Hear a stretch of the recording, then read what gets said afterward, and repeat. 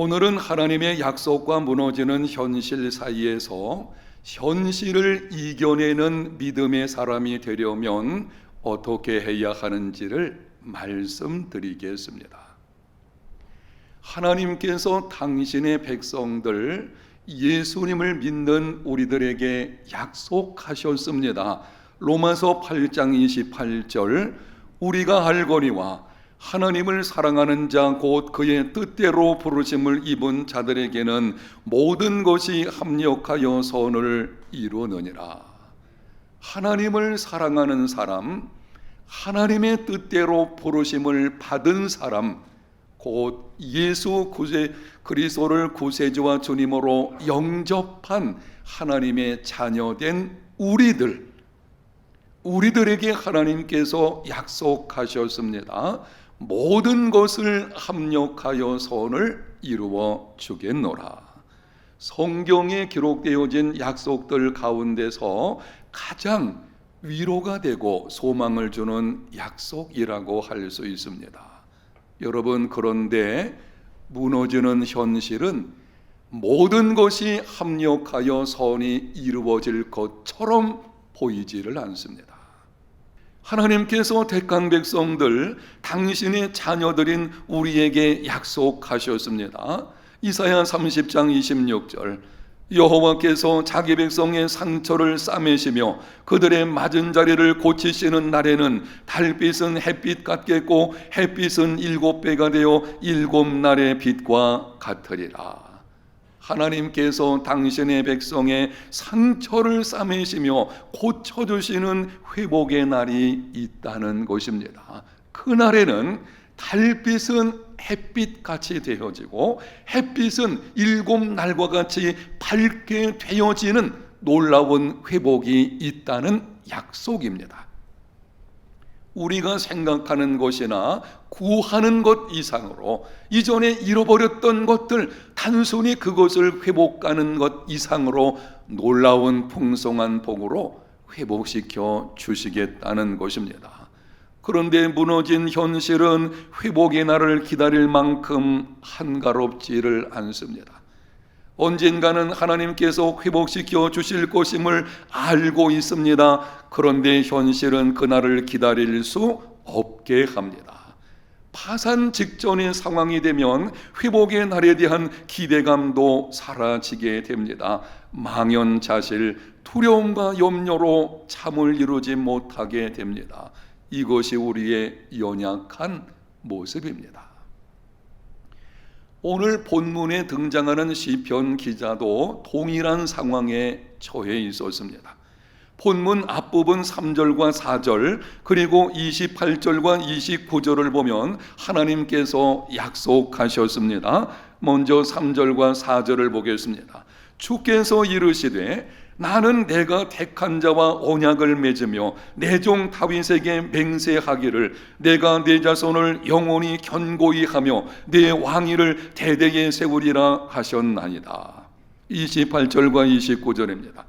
그를 위하여 나의 인자함을 영원히 지키고 그와 맺은 나의 언약을 굳게 세우며 또 그의 후손을 영구하게 하여 그의 왕위를 하늘의 날과 같게 하리로다. 하나님께서 맹세로 약속을 하십니다. 영원히 견고하게 하고 대대에 세워 주겠고 인자함을 영원히 지키고 굳게 세우며 영구하게 하고 하늘의 날과 같게 해 주겠노라. 그런데 현실은 전혀 그렇게 보이지를 않았습니다. 본문 38절에 이렇게 말씀을 합니다. 그러나 주께서 주의 기름 부음 받은 자에게 노하사 물리치셔서 버리셨으며 하나님께서 다윗의 가문에 진노하심으로 물리치시고 버리셨습니다. 계속 이어지는 말들을 보게 되면 45절까지 하나님께서 다윗의 왕권을 욕되게 하셨습니다. 울타리와 요새를 무너뜨리셨습니다. 지나가는 자들에게 칼질을 당하게 하시며 대적들의 오른손을 높이셔서 전쟁에서 패하게 하셨습니다. 왕위를 땅에 엎으시고 온갖 소치를 당하게 하셨습니다. 이 내용은 역사적으로 유다 왕국이 바벨론에 의해서 멸망당한 것을 묘사하는 것입니다. 성전이 파괴되어지고 거룩하신 하나님의 이름이 있다고 하는 거룩한 성전이 완전히 파괴가 되어지고 예루살렘 성벽은 무너져서 황폐하게 되었고 수많은 사람이 죽었을 뿐만이 아니라 또 수많은 사람이 포로로 잡혀갔습니다. 시편 기자가 그 현실을 보고서 탄식하며 말하는 것입니다. 하나님께서는 영원히 우리를 굳세게 해주시겠다고 약속하셨는데 현실을 보니 왜 이런 것입니까? 하나님과의 약속과 무너진 현실 사이에서 탄식과 고통과 절망을 노래하는 것입니다. 여러분, 그런데 본문 52절을 보게 되면 시편 기자의 놀라운 고백이 나오고 있습니다. 전환이 이루어지는 것을 보게 되는데요, 52절 말씀, 여호와를 영원히 찬송할지어다. 아멘, 아멘. 시편 기자의 입에서 찬송이 터져 나왔습니다. 무너진 현실을 보면 찬송이 나올 수 없습니다. 그럼에도 하나님을 찬송합니다. 탄식이 변해서 찬송이 되었습니다. 도대체 시편 기자에게 어떤 일이 있었기에 이러한 역전이 일어난 것입니까? 믿음은 절망의 상황에서도 희망을 노래하는 것입니다.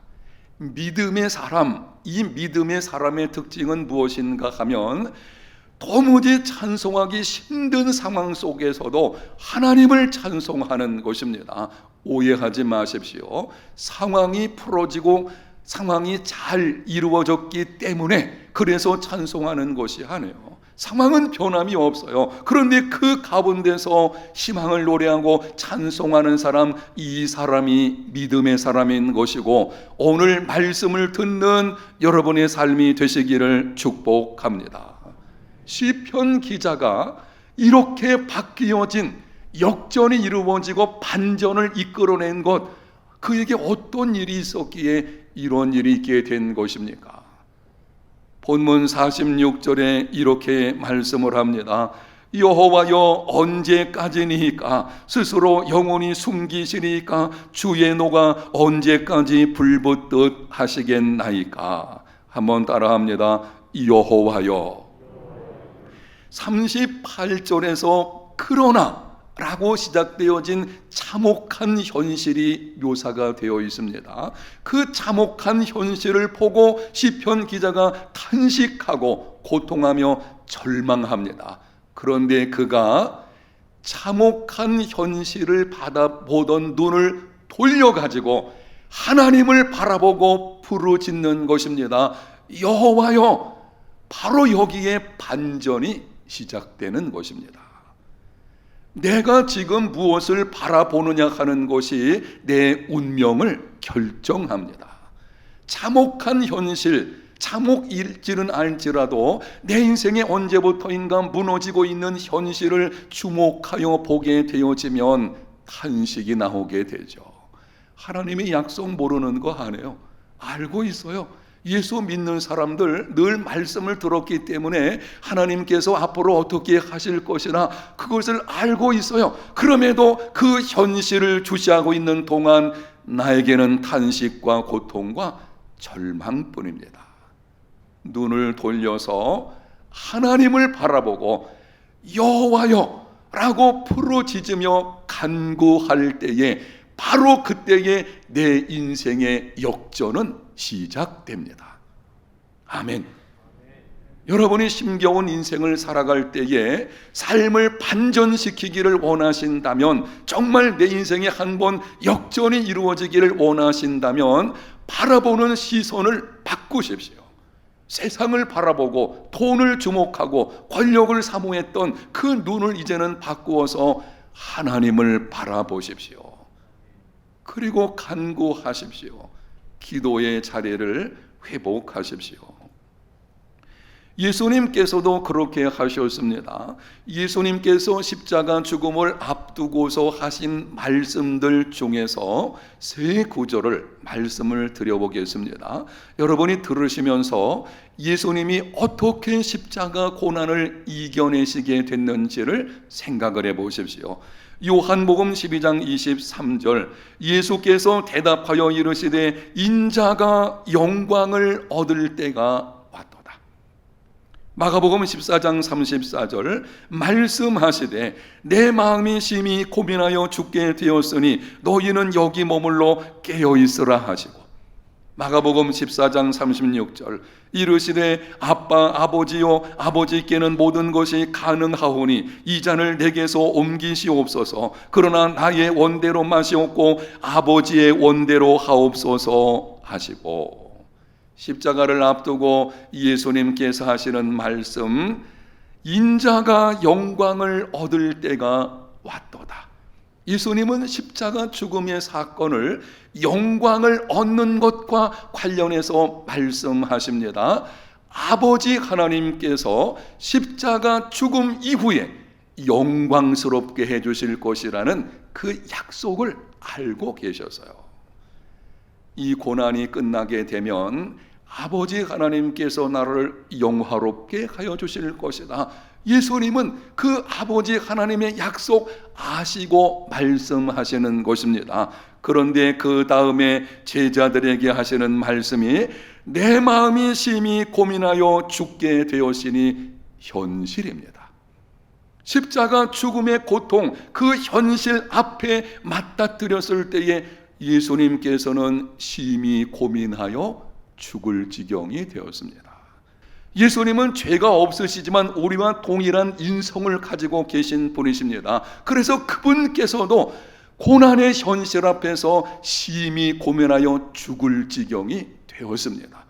그런데 어떻게 아버지 하나님의 약속과 그 고난의 현실 사이에서 그것을 이겨내신 것입니까? 마가복음 14장 36절 상반절을 보십시오. 이르시되 아버지여, 아버지께는 모든 것이 가능하오니. 여기 반복해서 아버지요, 아버지는 이렇게 부르시는 것은 지금 예수님의 눈이 아버지 하나님께 고정되어 있는 것을 보여주는 것입니다. 십자가 고난의 고통이라는 현실 속에서 심히 고민하여서 죽을 지경과 같은 마음을 가졌던 주님께서 그 눈을 돌려서 이제는 겟세마네 동산에서 하나님 앞에 엎드려서 아버지요, 아버지께서는 라고 부르짖을 때에 하나님 아버지께서 힘을 주셨고 그 힘을 가지고 십자가 고난을 이겨내셨습니다. 무너지는 현실을 이겨내는 힘을 얻기를 원하십니까? 여러분이 바라보는 눈의 방향을 바꾸십시오. 현실을 바라보던 눈의 방향을 바꾸어서 하나님을 바라보십시오. 그리고 간구하십시오. 그때에 하나님께서 이 일을 시작하실 것이고 놀라운 회복의 역사가 있게 될 줄로 믿습니다. 여러분, 그런데 여기서 하나님을 바라볼 때에 그리고 간구할 때에 반드시 기억할 것이 있습니다. 오늘 본문을 주목해 보게 되면 시편 기자가 여호와여 라고 하나님을 바라보고 부르짖을 때에 그 내용을 보게 되면 반드시 기억해야 되는, 적어도 그 가운데 임하시는 하나님의 역사하심을 경험하려면 반드시 기억해야 되는 두 가지가 있는데요. 먼저 47절과 48절을 보겠습니다. 이해를 돕기 위해서 쉬운 성경 번역으로 말씀을 드립니다. 내 인생이 짧다는 사실을 기억해 주소서. 주께서 지으신 모든 삶이 너무도 허무합니다. 이 세상에서 죽지 않고 영원히 살 사람이 어디 있습니까? 무덤의 세력을 피할 사람이 누가 있습니까? 여호와여 하나님을 부른 다음에 시편 기자가 내 인생이 라고 자기 자신에 관해서 언급을 하게 됩니다. 지금까지 시편 기자는 하나님이 어떤 분이신지, 그리고 다윗의 언약과 관련해서 그것이 어떤 것이고 그것이 현실 속에서 왜 무너지고 있는 것인지 이렇게 계속 하나님 앞에서 언급을 하다가 갑자기 바꾸어서 내 인생이 1인칭을 사용을 합니다. 그리고는 자신의 짧고 허무하고 죽을 수밖에 없는 존재를 기억해달라고 간구를 합니다. 무엇을 보여주시는 그런입니까? 절박함입니다. 이런 것입니다. 하나님, 내 인생은 너무 짧습니다. 허무한 것이고 잠시 후면은 나의 존재가 이곳에 없어질 것입니다. 지금 내게 은혜를 베풀어 주지 않으시면, 하나님께서 지금 내 마음을 붙들어 주시고 나를 이 곤경에서 건져주지 않으신다면 나는 그냥 여기서 끝나게 될 것입니다. 이 절절함이죠. 저도 그런 경험이 있는데요, 하나님 앞에나 기도할 때 하나님, 내 인생이 너무 짧고 허무하지 않습니까? 죽을 수밖에 없는 연약한 인생이라는 것을 라고 말할 때 그 가슴에는요 절절함이 있는 것을 보게 되는데, 절박함, 이 절절함이 반드시 하나님께 간구할 때에 있어야 합니다. 요한복음 5장에 보게 되면 예수님께서 한 번은 베데스다 연못가를 찾아가셔서 38년 된 병자를 만나 주셨습니다. 그리고 물으셨습니다. 내가 낫고자 하느냐? 조금 생각해 보면 쓸데없는 질문하시는 거 아닌가? 이렇게 여겨지기도 하죠. 38년 동안 병으로 고통했는데 당연히 낫을 마음이 있겠죠. 내가 낫고자 하느냐 물어볼 필요가 뭐가 있겠습니까? 그런데도 예수님께서 물어보시는 이유가 있습니다. 이렇게 물으시는 것입니다. 지금 너에게 낫고자 하는 절박함이 있느냐라고 물으시는 것입니다. 정말 내가 낫기를 원하느냐? 그렇다면 지금 내 마음에 그 낫고자 하는 것에 대한 간절한 소망, 절박함, 이 절절함이 지금도 있느냐라고 물어보신 것이고, 그 절박함을 보시고 치유하여 주셨습니다. 명심하십시오. 하나님은 절박한 마음으로 기도하는 자에게 은혜를 베풀어 주십니다. 오늘날 경제가 발전하게 되어지고 먹고 살기에 어려움이 거의 없죠. 이러다 보니까 나타난 현상 중에 하나가 절박함이 없습니다. 그저 현실에 주저앉아서 절절한 마음, 이거는 옛날 이야기처럼 생각이 되어지는 것입니다. 영적인 면에서 성도들의 경우를 보게 되면 하나님께 대한 절박함이 거의 사라져 버렸어요. 기도를 해도 하나님 들어주시면 좋고 뭐 안 들어주시면 제가 알아서 해야 되죠. 그런 마음이에요. 늘 평안하게 신앙생활을 하다 보니 정말 하나님 그분을 향한 간절함이 언제부터인지 우리 속에서 사라져 버린 것입니다. 하나님은 사모하는 영혼을 만족해 하시는 분이십니다. 그런데 그 절박함, 간절함이 사라지게 되어지니 이제는 찾아오는 것이 영적 침체와 무능력만 함께 되는 것입니다. 질문합니다. 정직하게 대답을 해보십시오. 여러분에게는 하나님을 향한 절박함이 있으십니까? 대답을 안 하시네요. 여러분 회복하셔야 됩니다. 정말 하나님을 사모하는 그 마음, 오늘 찬양대가 여호와여 주의 이름이 온 땅에 그리 어찌 그리 아름다우신지요, 그 찬송이 우리 가슴 속에 절절히 다가와야 돼요. 하나님을 향한 그 간절함과 절박함, 바로 거기서 은혜가 있게 되는 것이고, 그 은혜가 나에게 힘을 주고 나로 하여금 세상을 이기는 믿음의 사람이 되게 하는 것입니다. 100번의 탄식이 아니라 한 번의 절박한 기도가 인생을 바꿉니다. 여러분이 현실의 문제를 붙들고 탄식하며 밤새도록 고민하며 씨름한다고 한들 해결되지 않습니다. 그 시간에 정말 절박한 심정으로 절절한 그 마음을 가지고 이런 것입니다.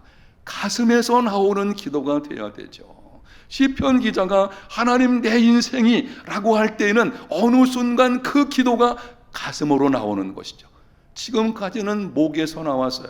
이제는 가슴으로 내려가서 절박한 이 절절함을 통해서 하나님의 역사하심을 경험하는 삶이 되시기를 바랍니다. 그 다음 기억할 것은 49절입니다. 주여 주의 성실하심으로 다윗에게 맹세하신 그 전에 인자하심이 어디 있나이까. 절박한 마음으로 시편 기자가 기도하는데요, 그 다음 기도가 참 놀랍습니다. 다윗에게 맹세하신 그 전에 인자하심이, 이거는 다윗에게 하신 언약, 약속을 지금 언급하고 있는 것입니다. 실상 시편 기자의 가장 고통스러운 문제는 하나님의 약속이 파괴된 것처럼 보여지는 현실이었어요. 하나님 영원토록 영구히 대대에 세워주시겠다고 약속을 하셨는데 어째 현실은 이런 일이 있는 것입니까? 그게 시편 기자의 아픔이었어요. 그런데 놀랍게 시편 기자는 하나님의 약속이 파괴된 것처럼 보이는 현실 속에서 그 약속을 다시 붙잡는 것입니다. 이게 믿음이에요. 믿음은 그럼에도 불구하고 약속을 붙드는 것입니다.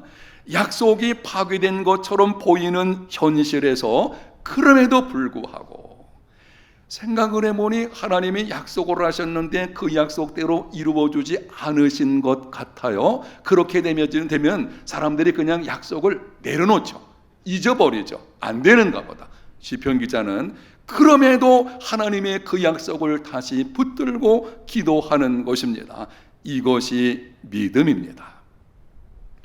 하나님은 당신의 백성에게 좋은 것을 약속하시고 예비해 놓으셨지만 그것을 얻기까지 쉬운 길을 약속하지는 않으셨습니다. 저는 우리 해운대 제일교회 모든 성도들이 이 말씀을 꼭 기억했으면 좋겠습니다. 하나님은 우리를 위해서 당신의 자녀들인 저와 여러분들을 위해서 좋은 것을 약속하시고 예비해 놓으신 줄로 믿습니다. 그런데 그것을 얻기까지 쉬운 길을 약속하지는 않으셨습니다.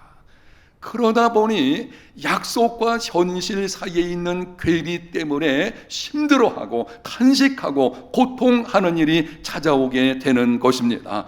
여러분, 그럴지라도 약속과 현실 사이에서 그러한 괴리가 우리 삶 속에 찾아온다고 할지라도 우리가 분명히 알고 있는 한 가지가 있습니다. 하나님은 약속하신 것을 반드시 지키시는 신실하신 분이십니다. 아멘. 모든 것이 무너져 내리는 것 같고 하나님의 약속은 사라진 것처럼 보이는 현실이라도 변치 않는 한 가지 사실이 있어요. 하나님은 신실하신 분이십니다. 한 번 약속하신 것은 반드시 지키시는 성실하신 인자하신 분이십니다. 우리는 하나님의 인자하심과 성실하심이 미흡하기 때문에 고난이 온 것으로 생각하는 경우가 있습니다. 전혀 그렇지 않습니다. 하나님의 인자하심과 성실하심은 언제나 우리에게 풍족합니다. 넘치고 있습니다. 하나님의 약속과 무너지는 현실 사이, 그럼에도 불구하고 하나님의 약속을 찾고 그 약속을 붙들고 기도하는 삶이 되시기를 바랍니다. 그것이 믿음이요, 그 믿음이 무너지는 현실을 이겨내게 합니다.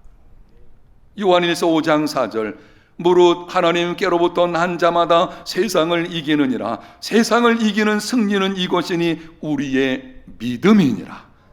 믿음으로 세상을 이길 수 있는 오늘 들은 이 말씀 여러분이 기억하셔서 이 믿음으로 말미암아 현실을 이겨낼 수 있는, 하나님의 약속과 무너지는 현실 사이에 그 괴리로 인해서 힘겨운 시간을 보낼 때에 이 믿음으로 이겨낼 수 있는 저와 여러분, 우리 모든 성도들 다 되시기를 예수님 이름으로 축복합니다.